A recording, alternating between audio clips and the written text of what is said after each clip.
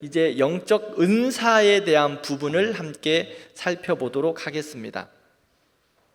고린도 교회는 혼란스러움도 있었지만 참 하나님이 그 교회 가운데 은사를 많이 주셨어요. 은사를. 자, 은사를 받았다고 해서 믿음이 좋을까요?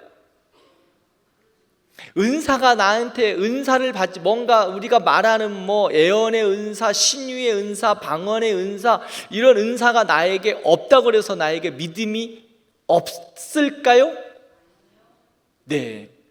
그런데 고린도 교회는 이 은사 받은 것 때문에 정말 시끄러운 교회 중에 하나였어요. 자, 믿음이 있는 성도들에게 하나님이 은혜로 선물로 은사를 주실 수도 있고 안 주실 수도 있어요. 그거는 믿음과 비례하지 않아요. 꼭 기억하세요. 내가 믿음이 충만한 사람이어서 은사를 많이 받았다, 이게 아니라는 거예요. 은사는 믿음과 비례하지 않아요. 그냥 하나님이 필요에 따라서 섬기라고, 하나님의 몸된 교회와 성도들을 섬기라고 주신 선물일 뿐이에요. 그것이 은사예요. 그래서 우와, 나는 하나님 믿음이 없나 봐요. 왜 나에게 은사가 없지요? 라고 위축되실 필요도 없으세요. 저 사람은 은사 받아서 우와, 되게 믿음 좋은가 보다, 이렇게 부러워할 필요도 별로 없으세요. 왜요?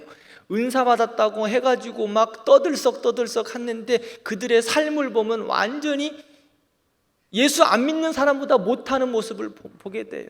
막 난리, 은사 받았다고 막 난리를 친 것 같은데 예배 마치고 나가면서는 막 입에서 욕이 나오고, 밖에 나가면 저 사람이 예수 믿나 안 믿나 이렇게 막 그 소리를 들을 정도로 하면, 그런 사람들도 있어요. 있다고. 그래서 제가 말씀을 드리는 거예요. 믿음과 은사는 별개예요. 꼭 기억하세요. 비례하지 않아요. 믿음 있는 사람이 은사도 있을 수도 있고 없을 수도 있다. 별개예요, 별개. 지금 고린도 교회를 보면 은사 받은 사람들이 교회를 시끄럽게 하고 있어요. 고린도 교회가 은사 때문에 얼마나 골치를 앓고 있는지 몰라요. 고린도전서 12장, 14장을 보면 은사로 가득 차 있는 것들을 보게 돼요. 그래서 네가 낫니 내가 낫니, 네 은사가 크니 내 은사가 크니 막 서로 다투고, 교회에서 너는 은사도 못 받았는데 너는 믿음도 없어, 야 너 그렇게 신앙생활 해가지고 잘났다고 하는데 은사도 못 받았냐, 너 애언의 은사도 없네, 내 은사가 크네, 막 서로 도토리 키재기 하면서 싸우고 있는 거예요. 은사에는 급수가 있나요? 어떤 은사가 잘난 은사가 있나요? 좋은 은사 있을까요? 은사에는 급수가 없습니다. 은사에는 하나님이 주신 모든 은사는 동일합니다.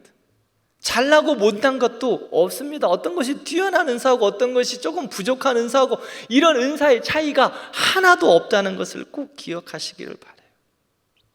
그런데 고린도 교회는 서로 잘났다고 지금 은사 받은 것 때문에 싸우고 있어요. 은사가 많은 교회예요. 모든 은사가 고린도 교회에 다 있었어요. 그런데 싸워요. 그래서 바울이 그 문제에 대해서 이야기하면서 성령의 은사는 인정한다. 그런데 너희들이 가진 은사가 최고라고 말하지 말라라고 하나하나 짚어주고 있어요. 은사를 주신 목적이 무엇일까요? 하나님이 우리들에게 은사를 주신 목적이 뭘까? 하나님 나라와 교회와 성도를 섬기라고 주신 선물일 뿐이에요. 하나님 나라와 주의 몸된 교회를 섬기라고 주신 게 은사예요. 자, 그러면 나는 이제 오늘 목사님이 말씀하신 은사가 안 봐. 나는 이런 싸우는 무엇이 잘났다고 이야기하는 은사들이 나에게는 없으니까 참 좋다. 또 이렇게 만족하시는 분들 계시려나? 그런데요, 나는 은사가 없다라고 혹시 생각하시는 분들 계십니까? 아니요. 하나님이 우리 모두에게 은사를 선물로 주셨어요. 그리고 주님께서 또 말씀하고 계세요. 은사를 사모하라고, 기대하라고. 하나님, 내가 주의 몸된 교회와 성도들을 위해서 이런 것들로 좀 섬기고 싶습니다. 건강 주세요. 건강도 은사예요. 여러분들이 교회 몸된 교회를 돌보는 그것도 은사예요. 목사님 여러분들 좀 오늘은 몇 연도에? 5여전도에 주님의 몸된 교회를 깨끗하게 돌보고 청소하고 살피는 것 은사예요. 주님의 몸된 교회에 불이 켜져 있으면 가서 아끼려고 끄는 것, 주의 몸된 교회를 사랑하는 은사예요. 안 그럴 것 같습니까? 다른 사람은 안 보이는데 나만 보이는 거 있어요. 그렇지 않아요? 그러면 그것은 지적질하라고 하나님께서 나에게 보여주신 것이 아니라 그것은 내가 섬기라고 하나님이 보여주신 거예요. 그거는 네가 감당하라고 주신 은사라고. 이제 아셨어요? 하나님이 나에게 그럼 주신 은사들이 너무 많아요. 나에게 주신 은사가 너무 많다고. 은사가 없다고 이야기하지 마세요. 뭔가 특별한 일을 해야만이 은사가 아니라 주의 몸된 교회와 상도들을 섬기는 그 자체가 은사예요. 목사님, 저는 은사가 없어요. 그럼 다음부터 알려드릴게요. 밖에 나가시면서 전도, 우리 쇼핑백 들고 복음 전도를 위해서 전도지를 나누고 물티슈를 나누는 거 은사예요. 자, 그거 못해요? 할 수 있어요, 없어요? 할 수 있잖아요. 그거는 내 마음이 불편해서 힘들어서 안 하려고 하는 거지, 그게 은사라고요. 그런데 은사는요, 수고와 희생과 섬김이 따라요. 은사는 다른 이들과 주의 몸된 교회를 희생하라고 주신 하나님의 선물이에요. 근데 희생하기는 싫어. 근데 하나님이 왜 나에게 은사를 주시지 않습니까? 다 거짓말이에요. 희생하려는 마음, 기본적인 마음도 없으면서 은사가 없다고 하는 건 거짓말이라고. 은사를 주는데 내가 좋아하고 내가 하고 싶은 거, 내가 그 자랑하고 싶은 거, 내가 의시될 수 있는 거, 그런 것만 은사라고 생각하는 거예요. 은사 없다고 하지 말고 복음을 위하여서 나가면서 전도지 나누는 거, 가장 귀한 전도의 은사를 하나님이 주신 거예요. 힘들고 어려운 성도들 있으면 따뜻하게 가서 손 한번 잡아주는 거 은사예요. 섬김의 은사. 이렇게 그 은사를 받은 자들이 겸손히 희생하고 섬겨야 되는데, 고린도 교회는 네 잘났네 내 잘났네 은사 갖고 지금 싸우고 있다고요. 섬기지를 않아. 자랑만 해. 드러내고만 싶어. 하나님이 은사를 주신 목적을 다 잊어버렸어요. 그러면은요, 결국에는 그 은사는 하나님이 뺏어가요. 왜? 못 써먹으니까. 지금 고린도 교회가 이런 아픔 가운데 있어요.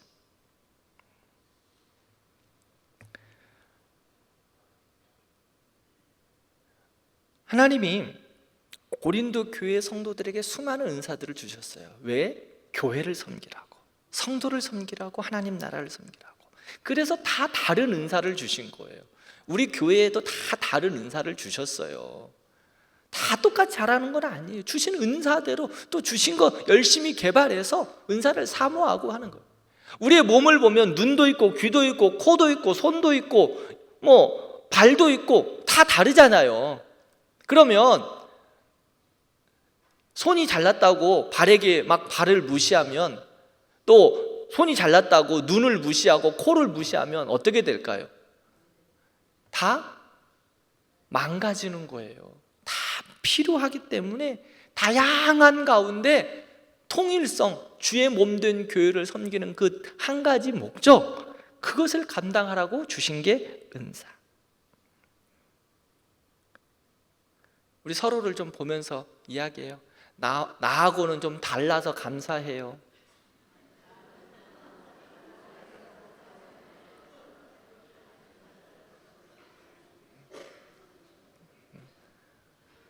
나하고 달라서 감사한 거예요. 나하고 달라서. 나하고 다 똑같으면 어떡해. 나하고 달라서 하나님의 영광을 위해서 살아가니까. 그런데 사도 바울이 그런 교회, 이제 고린도 교회에 은사로 인하여 참 어려움이 있으니까 사도 바울이 주님께서 바울을 통하여 말씀하고 있어요. 그래, 너희들이 어떤 것이 크다, 작다, 네 은사가 좋다, 나쁘다 서로 이야기하고 다투는데, 그래, 가장 좋은 은사를 좀 사모해라. 내가 가장 좋은 길을 보여주리라 라고 이야기해요. 12장, 고린도전서 12장 31절 말씀을 좀 함께 읽을까요? 같이 읽읍시다. 시작. 너희는 더욱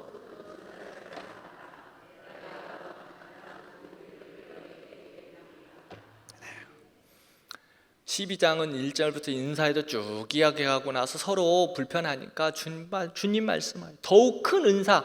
은사에는 급이 있다고 그랬어요? 없다고 그랬어요? 없어요. 없는데 한 가지를 말씀하고 있어요. 모든 것 중에서, 다 다른 것은 급이 없어요.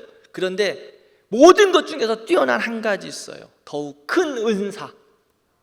뭐라고 할까요? 그러면서 13장에 무엇을 말씀합니까? 사랑을 이야기해요. 사랑은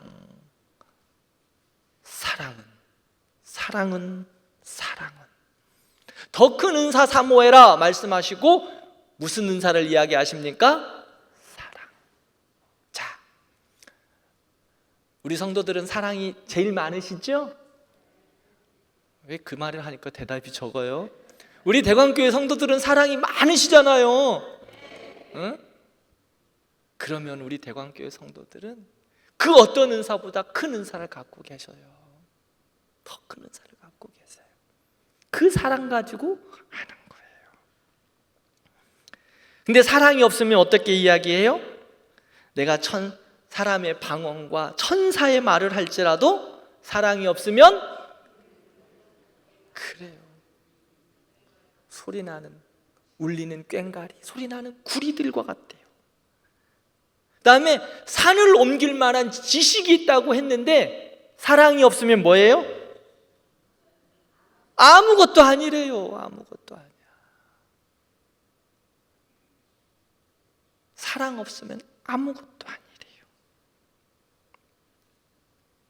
사랑 없이 행해진 은사, 그 무엇도 유익이 없습니다. 다 지자랑하는 거야. 자기 잘난치 하는 거라고요. 주님의 몸된 교회는 자기 잘난치 하는 것으로 세워지지 않아요. 사랑으로 세워지는 겁니다. 하나님의 나라는 사랑으로 전해지는 거예요. 그러면서 13장 4절부터 7절 사랑이 무엇인가에 대해서 말하고 있어요. 사랑이 무엇입니까? 성도님들, 사랑이 무엇입니까?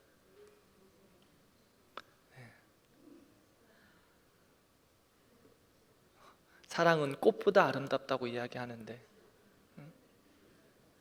사랑을 이야기하면서 고린도전서에서 사랑은 오래 참고 온유하고 시기하지 않으며, 사랑의 특징을 하나하나 이야기하고 있어요.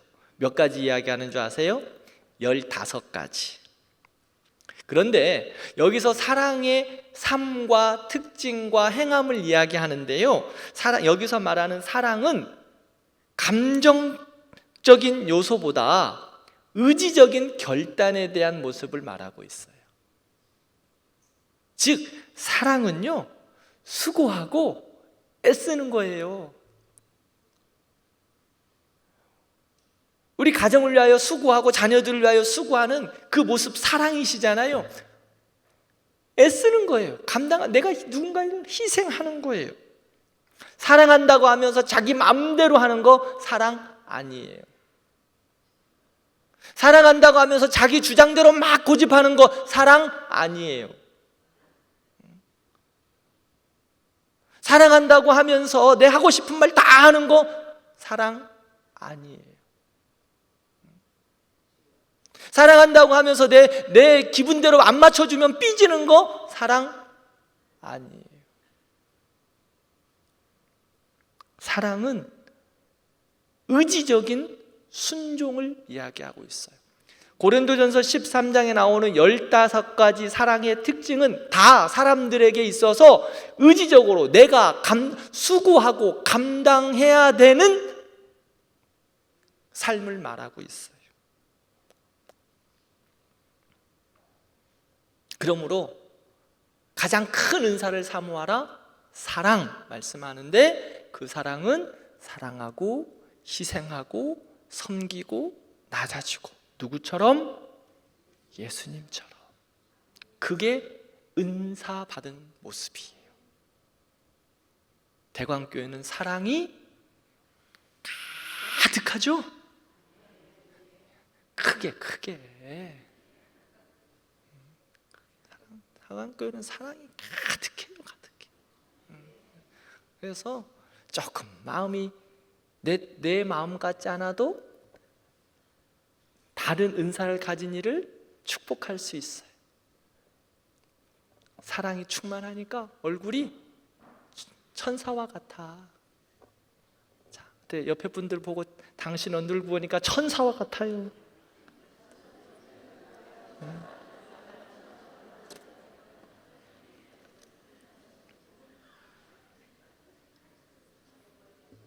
그리고 이제 14장에서 다시 성령의 은사에 대해서 말하고 있어요. 은사.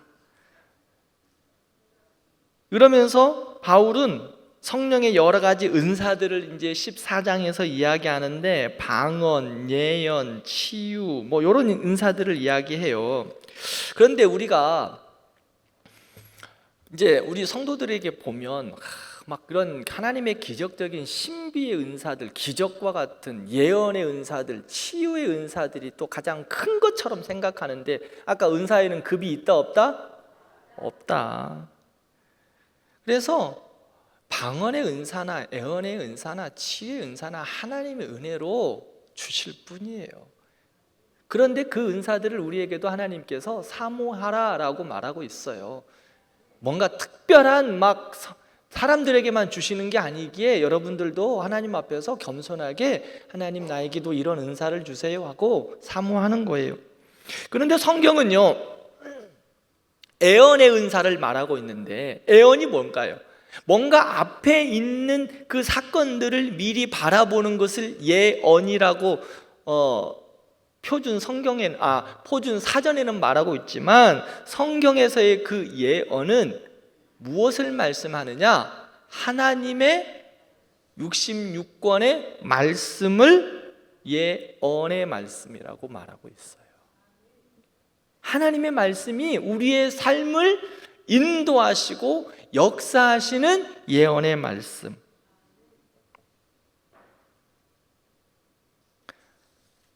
예언은 분명합니다. 예언 받고 싶으십니까? 성경 말씀 읽으십시오.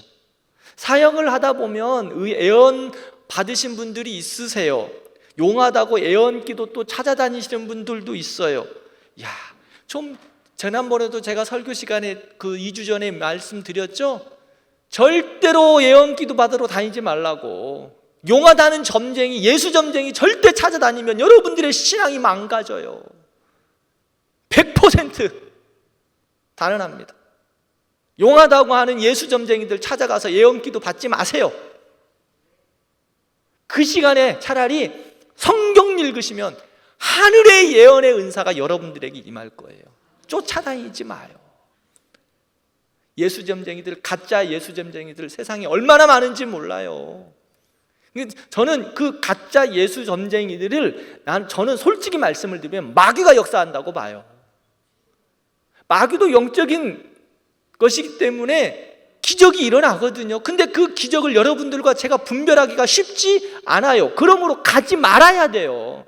이단의 사람들과 만나지 말아야 되는 것처럼 이단들과 대화하지 마세요. 여러분들 못 이겨. 아니, 못 이기는 게 아니라 신경질 나. 스트레스 받아요. 왜냐하면 그들은 그 교육받은 게 있기 때문에 줄줄줄 하거든. 근데 우리는 또 말도 표현이 잘 안 되잖아. 그러니까 승질만 나. 나중에 이단 사람 만나고 나면 괜히 화딱지만 나. 내가 괜히 진 것 같아가지고. 그러니까 만나지를 마야. 그냥 불쌍히 여겨줘. 불쌍히 여겨. 예수님 이름으로 축복합니다 하고 그냥 떠나세요. 응? 예수 잼정이들도 마찬가지예요. 그런 사람들 똑같아. 이단 만나는 것보다 더 어찌 보면 우리의 영혼을 파괴할 수 있어요. 그러니까 아예 찾아가지도 마시고 만나지도 말고, 응? 그 시간 있으면 성경 읽고 365일 영가족 성경 읽기. 이 예언의 말씀은 죽도록 안 읽으면서 왜 그 점쟁이들은 찾아가는지 모르겠어.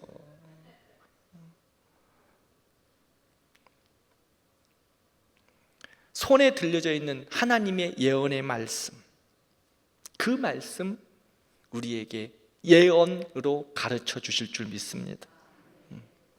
그 다음에 방언의 은사 이야기예요. 방언의 은사는요, 하나님과 더 깊은 기도를 할 수 있는 통로예요. 그래서 여러분들 방언의 은사를 사모하고 기도하세요. 그런데 또 하나님이 안 주실 수 있어요. 그런데 방언의 은사 없다고 내가 기도 못하냐? 또 그것도 아니에요. 그래서 차등을 둘 필요도 없기 때문에 깊게 기도할 수 있는 하나님의 기도의 통로가 되기 때문에 방언의 은사를 위해서 기도하지만 안 주셔도 우리가 기도하는 거예요. 그런데 이제 방언의 은사를, 그 다음에 예언, 방언, 치유, 모든 은사들을 받은 자들에게는 마지막으로 성경이 예언을 행함에 있어서 어떻게 해야 되느냐라고 분명하게 말씀하고 있어요. 14장 40절 보여줘요. 같이 읽읍시다. 시작. 모든 것을 품위 있게 하고 질서 있게 하라. 자, 하나님이 몸된 교회에 주신 은혜와 은사와 능력들은 품위 있게 해야 돼. 그리고 질서를 따라 하는 겁니다. 자기 멋대로 하라고 주님이 주신 거 아니에요. 주의 몸된 교회의 유익을 위해서 사랑으로 잘 섬기라고 주신 거기 때문에 품위 있게 하라고, 좀 멋지게 하라고요. 우리 대광교회 성도들은 신앙생활 해도 멋지게 해야 돼요. 품위 있게, 고귀하게. 아멘?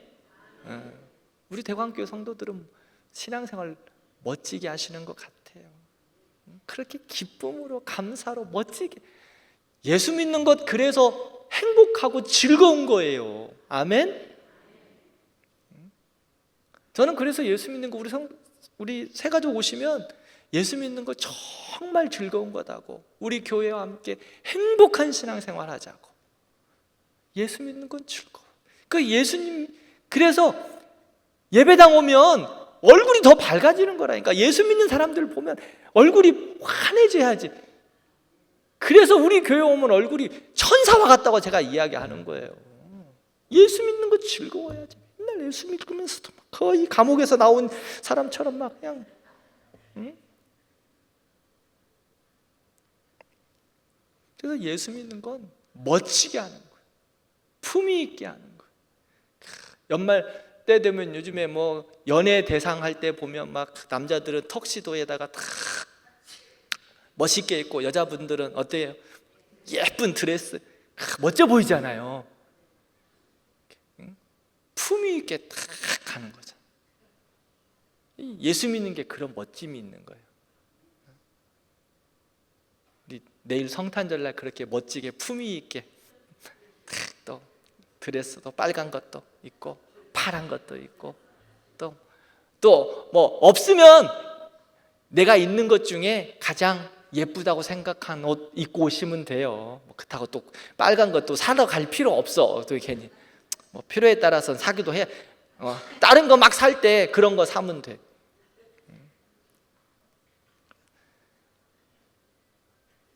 감사합니다. 그만. 자, 그리고 이제 은사에 대해서 마무리를 하고 부활에 대해서 이야기합니다. 그리스도의 몸의 부활. 자, 마지막으로 부활에 대한 질문들이 있었어요. 왜요? 고린도 교회에 몸의 부활을 믿지 않는 사람들이 있었어요. 마지막 날 주님이 다시 오실 그날에, 재림하실 그날에 우리가 하나님 앞에 몸의 부활로 만나게 될 영광스러움을 믿지 않는 거예요. 그런데 예수님, 지금 이 고린도 전후서를 쓴 때를 보면 예수님 부활 이후 약 한 25년 정도 지났기에 부활을 목격한 성도들이 그 자리에 함께 있었어요. 그래서 바울은 부활이 없으면 우리의 믿음은 헛것이다. 부활이 없다고 생각하면 우리의 천국도 없는 거예요.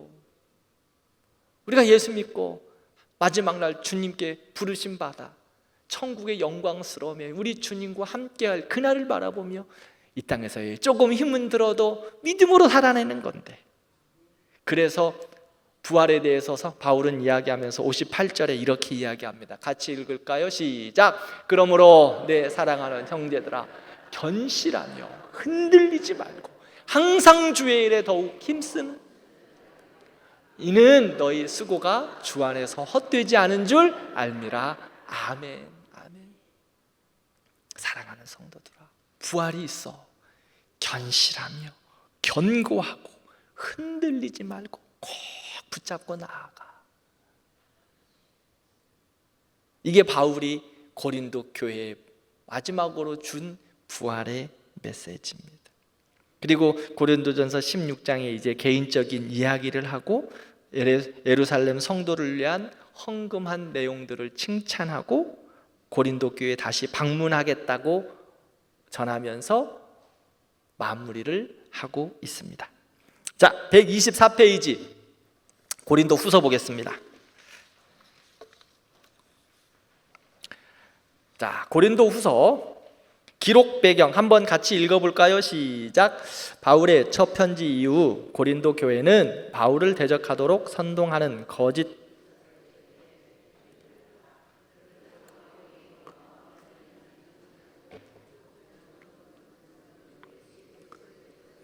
자격이 없다고 주장했다. 바울은 교회 내 반항적인 소수인 거짓 교사의 도전에 자신이 그리스도의 사도로서 받은 부르심에 대해 변론하고 있으며 거짓 교사들에게 경고하기 위해서 서신을 썼다. 그래요.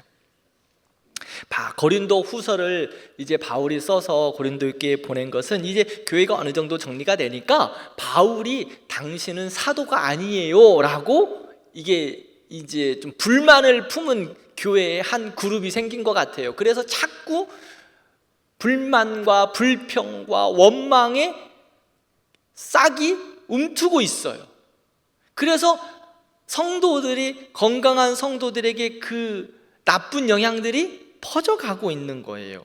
그래서 이제 고린도 후서를 다시 편지를 써서 보내고 있는 것이 고린도 후서입니다. 자, 본서의 특징을 같이 한번 볼까요? 3번 읽어볼게요. 첫 번째 시작. 고린도 후서는 바울의 편지 중에 가장 자서전적인 요소가 강하다. 두 번째, 사도의 고난에 대한 보도가 자주 나타나 있다. 세 개의 고생담 속에. 세 번째, 개인적이며 내세적인 종말 사상이 나타나 있다. 네 번째, 화해의 직분과 화해의 말씀. 그래요. 왜 고린도 후서는 바울의 자서전적 자기의 이야기가 많이 있을까요?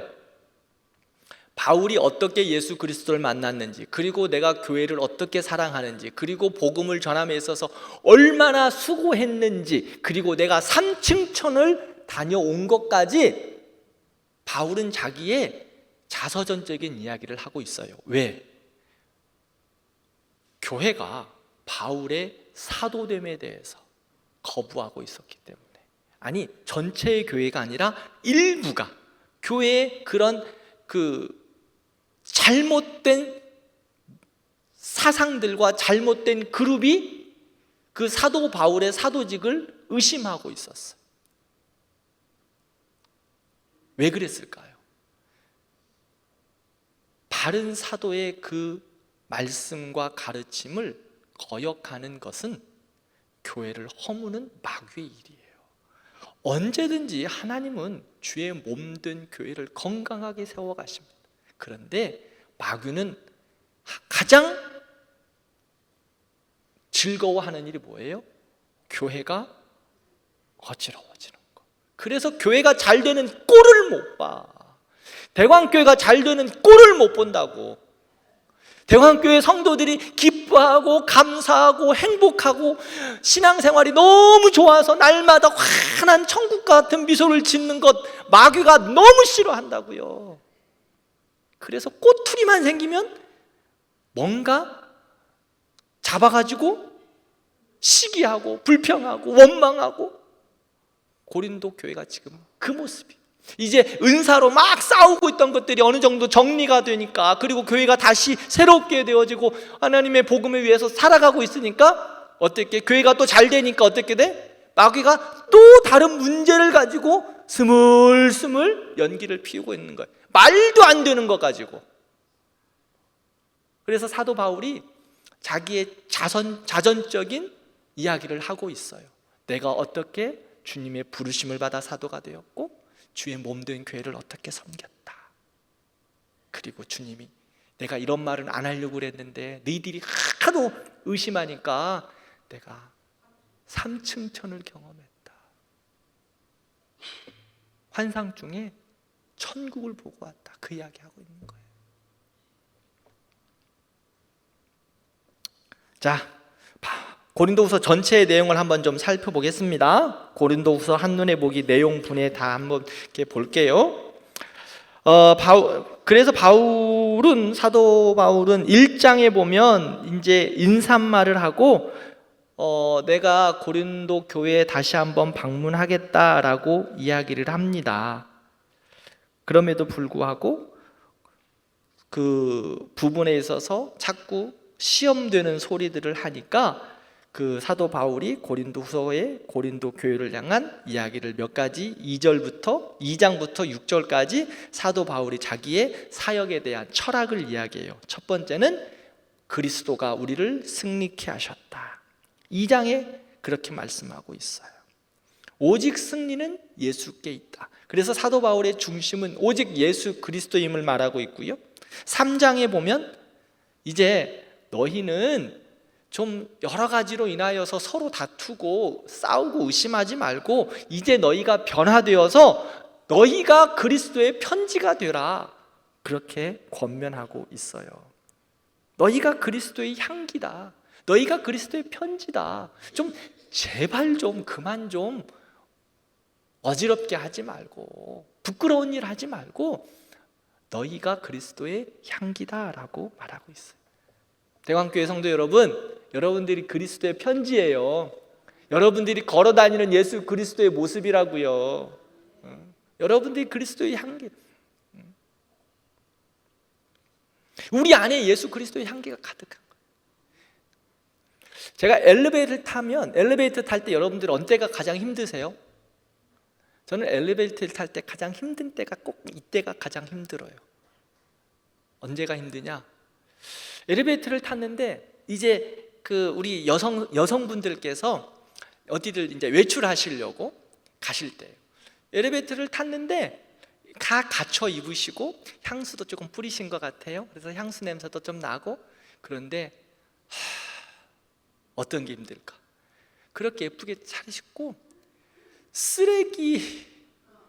음식 쓰레기 봉투를 좀 탁 밀폐해서 좀 들었으면 좋을 텐데 음식 쓰레기 봉투 환하게 열려가지고 무엇을 드셨는지 한 2, 3일 드신 음식 쓰레기 냄새가 그대로 검정 봉지에다 들어가지고 이렇게 들어가지고 한쪽에서는 향수 냄새, 한쪽에서는 음식 썩는 냄새. 엘리베이터 타서 가장 힘들 때가 저는 그때예요.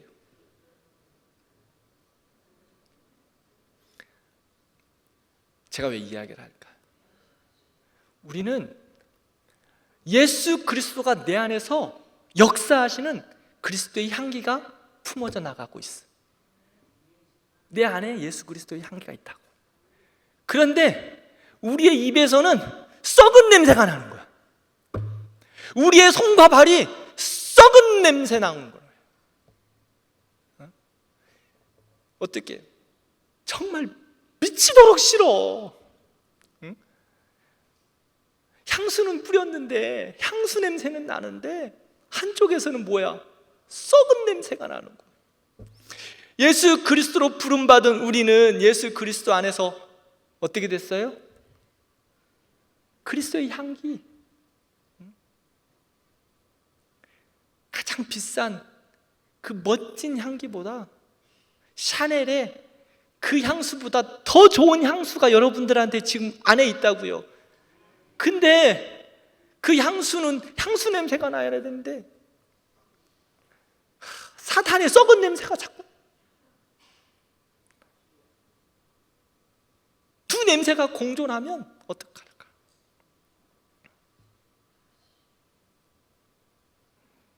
그래서 주님은 우리에게 말해요. 너희는 그리스도의 향기다. 향기다. 편지다. 그리고 4장에서 5장은 바울의 사역 태도를 이야기하고 있어요. 이제 바울이 자기를 이야기하고 있어요. 4장에 보면 사역의 태도가 우리는 오직 예수 그리스도만 전파한다. 그리고 나는 그의 종이 되었다 라고 말하고 있고요. 그 다음에 두 번째 사역의 태도는 나는 오직 하나님의 능력으로만 사역한다. 세 번째는 영원한 영광을 바라보면서 사역한다. 그렇게 4장 5장에서 바울의 사역의 태도를 말하고 있습니다. 영원한 영광을 바라보면서 사역한다. 그래서 우리가 영원한 영광을 바라보기 때문에 4장 16장 18절을 보면 우리가 낙심하지 않고 겉사람은 후패하고 낡아지나 우리의 속사람은 날마다 새로워진다 라고 말하고 있어요. 왜요? 영원한 것이 있으니까, 영원한 소망이 있으니까 그 영원한 영광을 바라보며 내 몸은 조금 후패해져 가도 그 영광스러움 가운데 살아가는 거예요. 사랑하는 우리 권사님들, 나이가 이제 들어가면서 몸은 연약해지는 거 순리예요. 거절할 수 없어요. 그러나 우리 안에 영광스러운 주님이 있기 때문에 그 은혜와 기쁨으로 오늘 또 한 걸음 한 걸음 복되게 살아가시기를 축원합니다. 그 다음에 6장에 보면 6장부터 보면은요, 이제 고난을 위하여 당한 일들을 이야기하고 있고, 7장을 보면 여러 가지 바울이 살아가면서 그 전도 여행을 하면서 당했던 위기들에 대해서 이야기를 하고 있어요. 그리고 8장 9장에서는 예루살렘 교회를 향한 헌금 이야기를 하고 있어요. 예루살렘 교회가 복음을 위하여 섬겼는데 기근으로 인하여서 많은 어려움을 갖게 되어서 고린도 교회가 또 헌금을 해줬어요. 참 고린도 교회 보면 재밌어요. 맨날 싸우고 지지고 볶고 하면서 은사 때문에 하지만 또 헌금은 또 하네. 근데 바울이 격려하고 축복해주고 있어요. 그러면서 헌금에 대해서 이야기하면서 인색함으로나 부득이함으로 하지 말라, 즐겁게 드리기를 권면하고 있습니다. 그리고 10장부터 13장까지를 보면 사도직에 대해서 이제 비난하는데 그것을 하나하나 이제 사도 바울이 이야기해요. 첫 번째, 바울이 당한 사도의 직은 하나님이 주신 거다. 그리고 그가 당한 어려움, 그 고난을 이야기하고 있어요. 125페이지 가운데 정도 보면 11장의 이야기를 보면서 바울이 바보 설교라고 이야기하고 있거든요. 이 바보 설교가 뭐냐면 자기에 대해서 이야기한 거예요. 자기에 대해서 내가 수고를 넘치도록 했고요, 옥에 갇혔고 매 맞았고 돌에 세 번 파선했고 여러 번 여행하면서 강도의 위험, 강의 위험, 이방인의 위험, 시험, 광야, 여러 수고와 어려움들을 겪었다고 자신에 대해서 이야기하고 있어요. 왜 이것을 바보 설교라고 했을까? 사도 바울은 자신의 사도직에 대해서 별로 이야기하고 싶지 않았어요. 그런데 하도 의심하니까 네가 어떻게 사도야? 뭐 이런 거. 그러니까 쉬운 말로 이한결 목사 지금 대광교회 담임 목사인데, 아이고 왜 네 담임 목사, 왜 이한결 목사 뭐 왜 대광교회 담임 목사야? 당신 학교는 어떻게 했어? 신학은 제대로 했어? 예수님 만났어? 뭐 이렇게 물어보는 거예요. 그러니까 이제 사도 바울이 그래요. 저는요 대학을 졸업했고요. 우리 교단에서 인정하는 총신대학교 신학대학원을 나왔고요. 그 다음에 거기에서 목사 안수를 받았고요. 막 이것을 하나하나 이야기하고 있는 거예요. 그러니까 이야기하지 않아도 될 일들을 지금 하나하나 설명해주고 있는 거예요. 그래서 바보 설교라고 이야기하고 있어요. 그러면서 두 번째 이제 12장에 보면 이제 자신이 하나님이 부름 받은 것에 대해서 자랑해요. 이제 환상과 계시를 본 것, 사도권에 대해서 이야기를 하고 있고요. 아까 말씀드렸듯이 셋째 하늘 삼층천을 보고 온 것도 이야기하고, 그렇게 영적 체험한 것을 이야기하고 있습니다. 바울은요 분명하게 교만할 수 있는 사람입니다. 지식도 많고 경험도 많고 또 신앙적으로도 다메섹에서 예수님의 부르심도 받았고 삼층천도 보았고, 그런데요 그에게 뭐가 있었어요? 뭐가 있었어요? 가시가 있었어요. 가시가. 그래서 그 가시를 하나님 앞에 걷어가려고 3번 기도했어요. 그런데 하나님이 가져갔어요? 안 가져갔어요? 안 가져가셨어요. 그 가시가 무엇인지 정확하게 성경은 말하고 있지 않아요. 육신의 가시, 뭐 어떤 사람들은 안질이었다고 하고 어떤 사람은 간질이었다고 하고 하는데 정확히 성경이 말하고 있지는 않아요. 그런데 그것을 위하여, 복음을 위하여서 하나님 이 좀 가시를 걷어가 줬으면 좋겠어요. 근데 하나님은 걷어가지 않으셨어요. 여기에는 영적인 깊은 비밀이 있는 것 같아요. 우리가 하나님의 사람으로 쓰려고 하나님의 영광을 위해서 살아가며 때로는 가시가 있는 거예요. 그것은 내게 유익하다라고 성경은 말하고 있어요. 가시가 유익하답니다. 가시가 유익하다. 이거는 영적인 비밀이에요. 누구에게 강요할 수도 없어요. 그런데 성경은 분명하게 영적인 가시가, 육체의 가시가 우리에게 유익이다. 그러면서 사도 바울은 이렇게 이야기해요. 그러므로 내가 그리스도를 위하여 약한 것들과 능력과 궁핍과 박해와 곤고를 기뻐하노니 내가 약한 그때에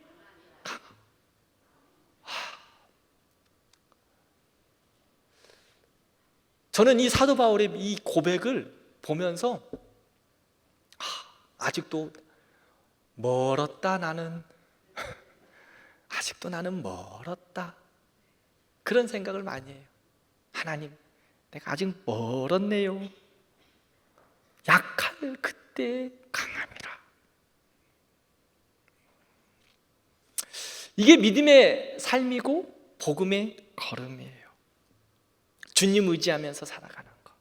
약한 그때가 강함인 줄 알고 그 약함을 은혜로 받아들이는 신앙. 영적인 시야가 바뀌어진 거예요. 우리의 믿음의 용량이 커진 거예요. 수영 잘하는 사람들 보면은요, 수영장이 어때요?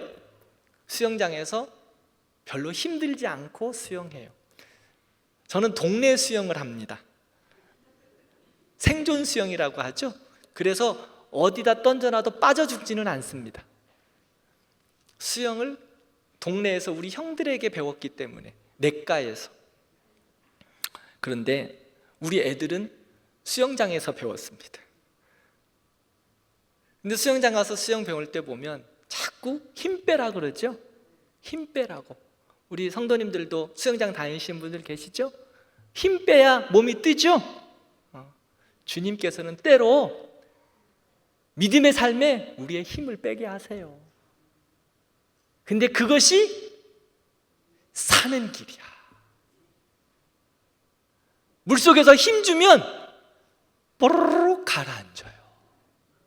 힘 빼는 게 살인 거예요. 힘 빼는 게. 우리가 믿음의 길을 걸어갈 때 주님께 맡기고 힘 빼면 주님이 살려주세요. 주님이 살려주신다고. 그게 은혜요 영적인 비밀이. 그래서 사도 바울은 약할 때 강합니다. 그 비밀을 우리가 하나하나 주님 오시는 그날까지 배워가고 알아가고 또 그렇게 세워가는 우리가 되기를 바랍니다.